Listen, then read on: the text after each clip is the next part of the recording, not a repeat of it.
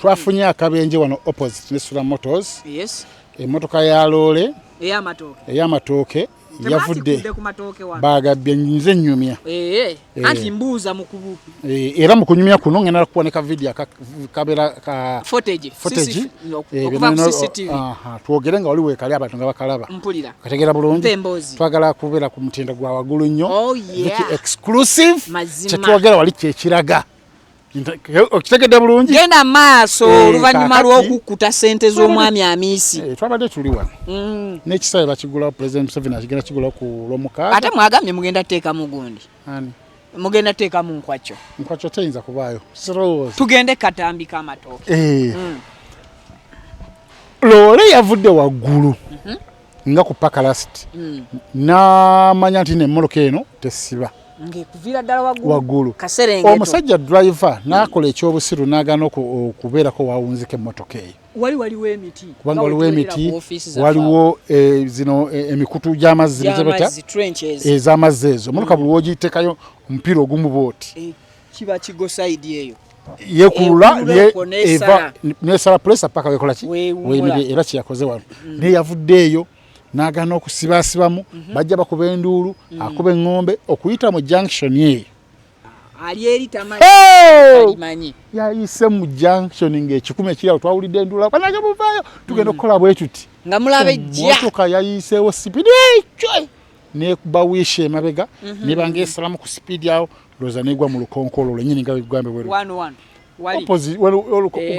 olukonkolwa wano lukaddiye sina lupya nga bondi yaffe weekomera ddala oyagikubye waliwo kamera awo naye omuntu omu ye yafudde omuntu yafudde kigambibwa nti yabadde ava Kabaale ng'azze kubanja galina kampani gy'abanja ndowooza kampani wagenda ali ku ofiisi aba ofiisi ebyawo waggulu oba najjana kumbi oba nokusala amaloodi no ku Busabala loodi ne bamugamba nti ne bayita wa boda waabwe amutwale ku ofiisi y'omu kibuga nti wali mukama waabwe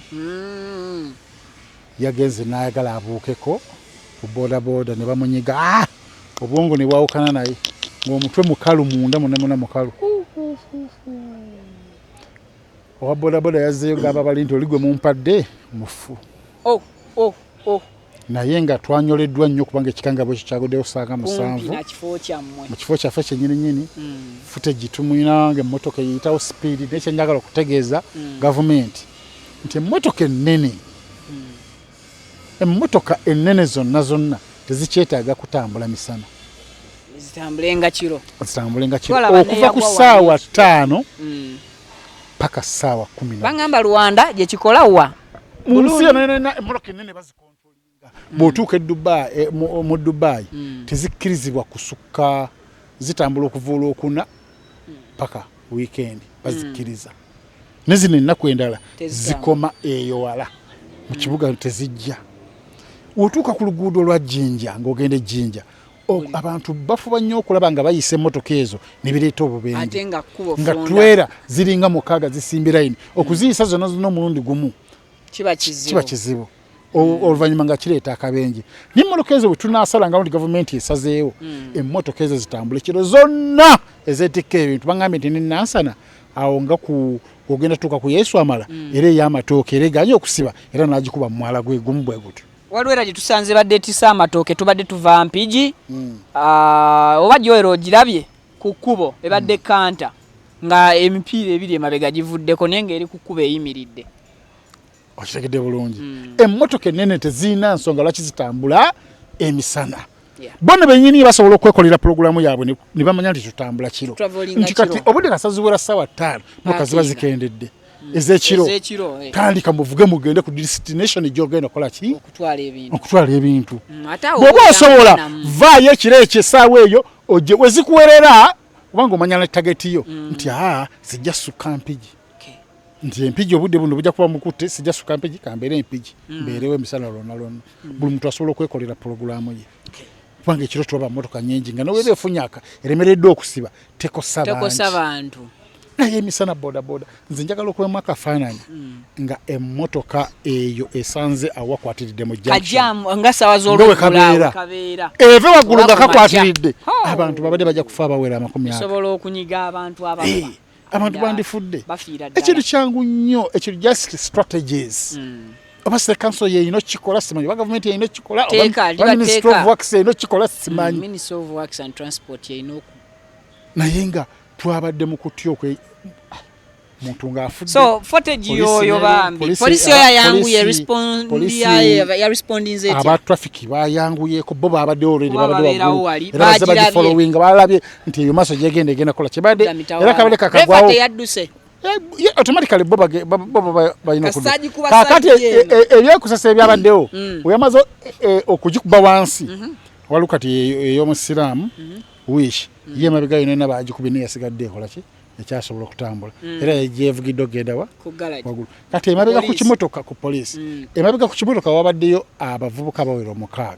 ababeera ku matooka abatikka n'okutikkula kati wamaze okugwa eno za matooke galina gwe gabisomu kati tebagamba baweddeyo kumba oli gyali munda n'agamba bannange gyendi eno bannange nkyaliyo nze gyendi eno yamaze kulya nti bategedde nti bampulidde nakakkana ne bajjako amatooke ne bamugjayo kati waliwo omuyaaye yazze n'akwata ensawo y'obummonde n'agisawa twalira nazoka ngagitwala kati abagitwala polisi neyagala omugaana n'agamba temusiri waliko nammwe kumanyako omuntu wali afudde abalemedde mu kkubo muli kunze emmotoka emaze okutta abantu ogera kibiki n'abamukambanya eri polisi ng'alina ensawo yo ku mugongo n'atambula n'akunuma n'ensawo ey'obummonde namba bannange egyo 17 n'agyewangula bulijjo kimanyi n'ebbeeyi business tukola nyingi business tukola nyingi kale byebyo abubulira abantu omulimo gwokola tuve ku kyalo kino tuli wano kusula motors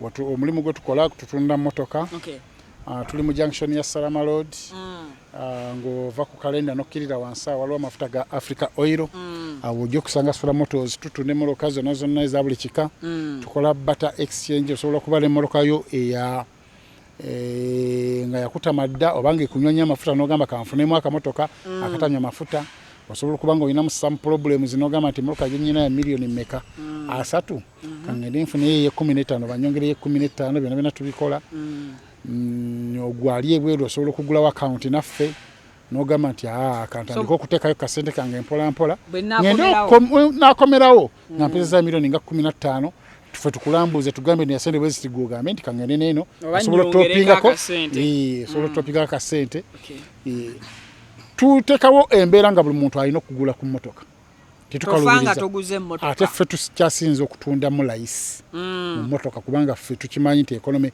y'eggwanga si nnungi abantu tebali bulungi so tutunda mu kolayisi ate tugaba ebbanja ku kibanja mpola ojja Bukenya Media wembeerawo nnyo essimu yange eri 0779 21 essimu ku WhatsApp kweri A'udhu billahi minash shaitani rajim. Bismillahir rahmanir rahim. Alhamdulillah rabbil alamin. Ze ajimiti omusomi w'ekitabo era omusomi w'edduwa. Nkosa kyoto kino ekyoto kino kiba kitagombolola. Lwaliro ku kyoto kuno kunyambira abantu bange. Buli muntu yenna alina ekizibu kye ojja ku kyoto kino n'osula akabani n'enkusabira. Buli alina ekizibu naddala mu abali e Bulaaya nompereza amanya. Naye nga sula mu kyoto kino n'enkusembera edduwa n'enkujjako ebizibu n'ebiba bikusumbuye. Amabanja ge bakubanjiza gonna gwe yalema okufuna okuweebwa ajimiti bompereze biwandiiko byonna bye bompereza ngoli e Bulaaya mbikwata nembizinga ne mwandika kapapula nembisula mu nyanja nensaba Allah gwensinza asumulule ebyo byeba bikulemerera awa visa agifuna alemedde ofuna omusajja omulungi amufuna sange ba ku namba 0752 87 15 15